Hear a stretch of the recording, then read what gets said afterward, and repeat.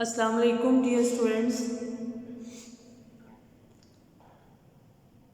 جیسا کہ آپ جانتے ہیں کہ لاسٹ لیکچر جو تھا ہمارا اس میں ہمارا آخری چیپٹر نمبر 8 جو ہے وہ ہم نے مکمل کر لیا تھا، یعنی آپ کا کورس جو ہے وہ مکمل ہو گیا. اب اس لیکچر میں ہم ریویژن فیز میں جائیں گے، یعنی چیپٹر نمبر 1 سے ہم پھر سے سٹارٹ کریں گے. تو آج کا ہمارا جو لیکچر نمبر 10 ہے وہ سبق نمبر 1 سے ہے، جس کا عنوان ہے تعلیم یعنی ایجوکیشن. تعلیم کے معنی و مفہوم سے ہم سٹارٹ کریں گے. سب سے پہلے ہم دیکھتے ہیں کہ تعلیم کا مفہوم کیا ہے. تعلیم جو ہے وہ عربی زبان کا جو لفظ ہے علم اس سے لیا گیا ہے، یعنی اس کا بنیادی مادہ ہے عین لام میم، اور جس کے معنی ہے جاننا، کسی چیز کا ادراک یا سمجھ حاصل کرنا، پہچاننا اور معلومات رکھنا. تو تعلیم کا لغوی معنی ہم دیکھتے ہیں کیا ہے. لغت کے مطابق اگر دیکھیں تو تعلیم کے معنی سیکھنے سکھانے کے ہیں. کسی بھی شخص کو علم کی روشنی سے آگاہی دینے کے لیے، کسی بھی شخص کو علم کی روشنی سے آگاہی فراہم کرنے کی. اور اصطلاح میں دیکھا جائے، اس کے اصطلاحی میننگ دیکھے جائیں تو اس میں تعلیم سیکھنے اور سکھانے کا وہ عمل ہے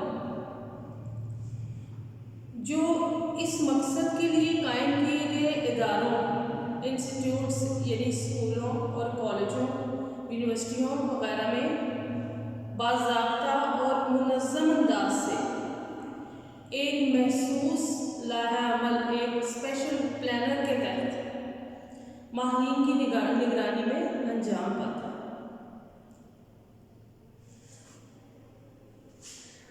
تعلیم کے لیے انگلش میں جو آلٹرنیٹ ورڈ استعمال کیا جاتا ہے، جو متبادل لفظ استعمال کیا جاتا ہے، وہ ہے ایجوکیشن.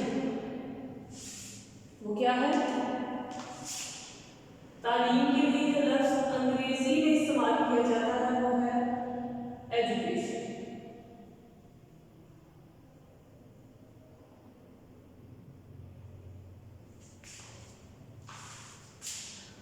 ایجوکیشن جو ہے وہ لاطینی زبان کے 2 الفاظ ہیں، ایجوکیئر اور ایجوکیٹ، اس سے لیا گیا ہے، جس کے معنی ہے ٹو برنگ آؤٹ، کہ باہر لانا یا اظہار کرنا یا بروئے کرنا.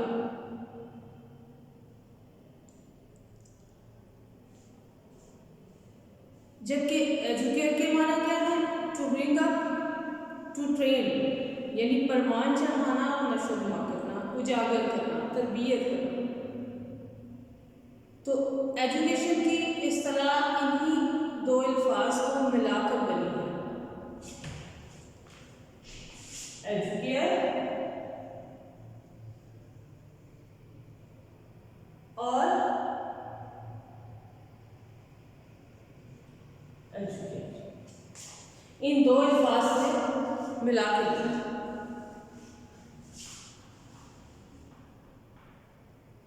تو اگر انگریزی کے لفظ ایجوکیشن کے لاطینی معنی پر غور کیا جائے تو پتہ چلے گا کہ اس کے معنی ہے باہر لانا، کسی سمت رہنمائی کرنا.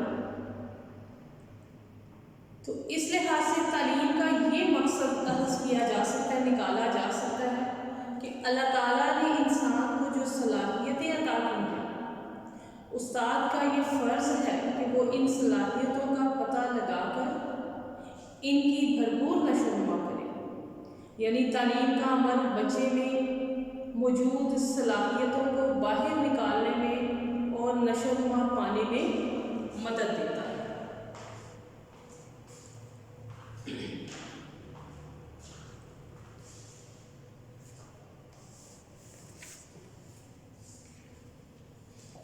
تو تعلیم کا کردار کیا ہے؟ انسان کے اندر اللہ تعالیٰ نے بے شمار صلاحیتیں رکھی ہیں، مختلف انسانوں میں مختلف صلاحیتیں پائی جاتی ہیں۔ تعلیم کا عمل انسان کی ان صلاحیتوں کو جو ہے باہر لاتا ہے، بروئے کار لاتا ہے، پروان چڑھاتا ہے اور پروان چڑھانے میں مدد دیتا ہے۔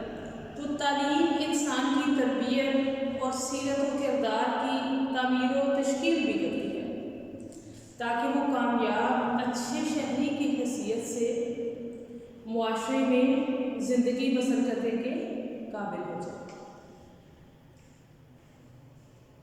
تو تعلیم کے جو ہے چار پہلو ہیں۔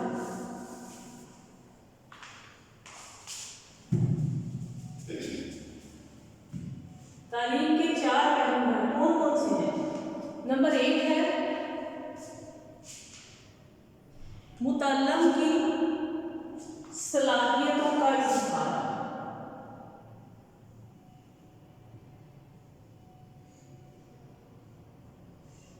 صلاحیتوں کا اظہار۔ پھر نمبر 2 ہے متعلم کی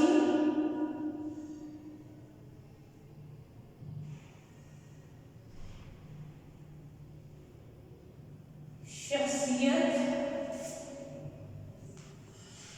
کی تکمیل۔ نمبر 3 ہے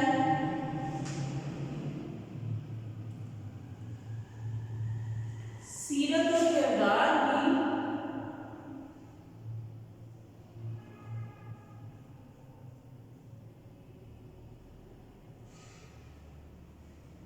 تعمیر و تشکیل۔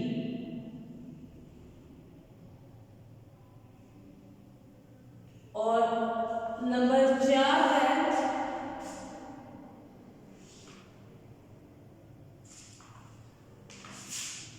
انفرادی اور اجتماعی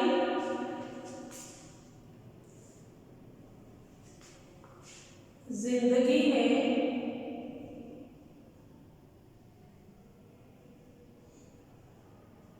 کامیابی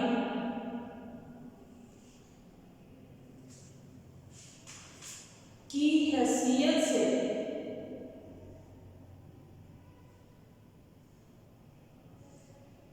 تیاری۔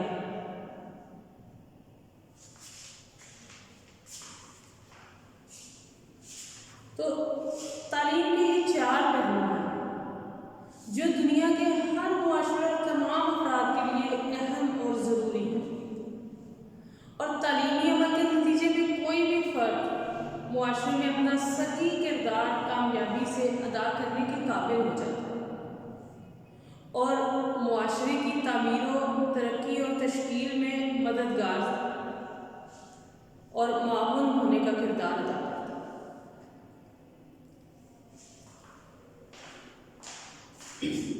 اب ہم دیکھتے ہیں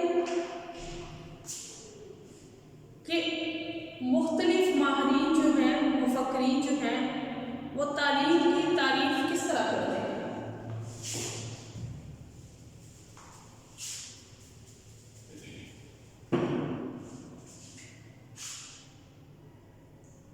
مفکرین کی آراء۔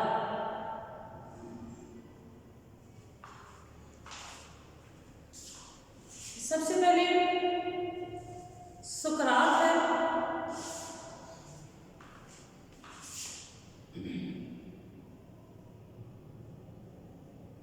جو بہت بڑا مفکر اور ماہر تعلیم تھا۔ وہ کہتا ہے کہ تعلیم خیر اور سچائی کو تلاش کرنے اور فرد کو اس سے روشناس کرانے کا عمل ہے۔ پھر ارسطو ہے،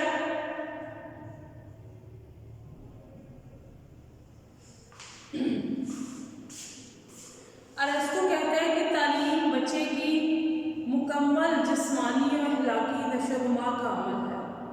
تعلیم کا مقصد فرد کو عظیم انسان بنانا اور معاشرے میں اتحاد پیدا کرنا ہے۔ پھر ایڈم ہے،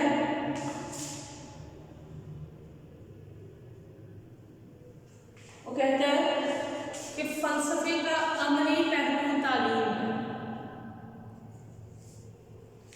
فلسفے کا عملی پہلو تعلیم ہے۔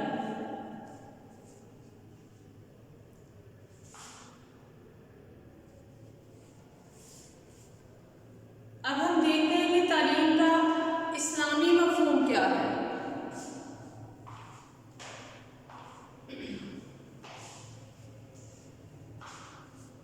دنیا کے تمام مذاہب میں اسلام وہ واحد مذہب ہے جس نے تعلیم کو بہت زیادہ اہمیت دی ہے، یہاں تک کہ اللہ تعالیٰ نے پہلی وحی نازل کی تو وہ تعلیم کے بارے میں تھی۔ نبی پاک صلی اللہ علیہ وآلہ وسلم پر پہلی وحی نازل ہوئی سورہ علق کی 5 آیات، اقرا بسم ربک الذی، پڑھ اپنے رب کے نام سے جس نے تجھے پیدا کیا۔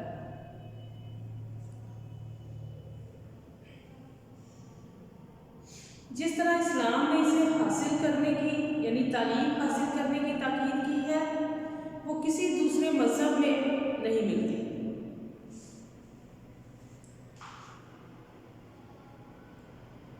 اس انداز سے قرآن پاک کی جو پہلی وحی نازل ہوئی اس سے اس بات کا اندازہ ہوتا ہے کہ اللہ تعالیٰ کے ہاں ان کی کیا اہمیت ہے، اور یعنی اس قدر اہمیت ہے کہ اس نے پہلا حکم ہی اپنے محبوب کے کو علم حاصل کرنے کا، پڑھنے کا اور سیکھنے کا دیا۔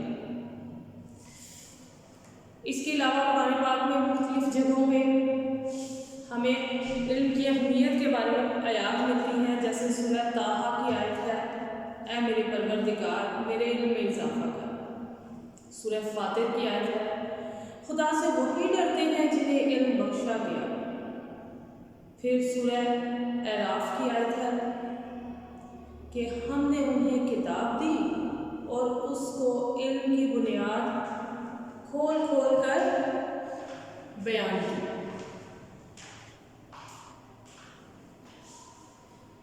پھر ہم احادیث نبویہ دیکھتے ہیں کہ اس میں تعلیم کی کیا اہمیت ہے، نبی پاک صلی اللہ علیہ وسلم ہمیں کیا فرماتے ہیں۔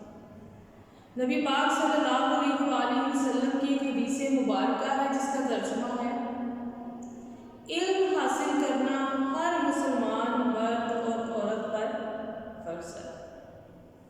پھر مہد سے لحد تک علم حاصل کرنا،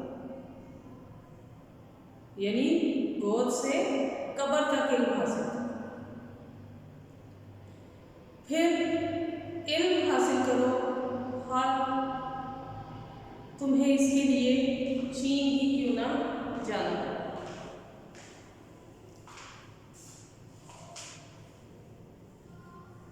تو ان سب آیات اور حدیث سے ہمیں اسلام میں تعلیم کی اہمیت اور فضیلت کا اندازہ ہوتا ہے۔ تو اسٹوڈنٹس، آج ہم نے ایجوکیشن کے چیپٹر نمبر 1 میں تعلیم کے متعلق پڑھا، اس کا معنی و مفہوم پڑھا، مختلف مفکرین کی آراء میں اس کی تعریف پڑھی، اسلام میں اس کی اہمیت و فضیلت کے حوالے سے پڑھا۔ آج کا ہمارا لیکچر یہی اختتام پذیر ہوتا ہے۔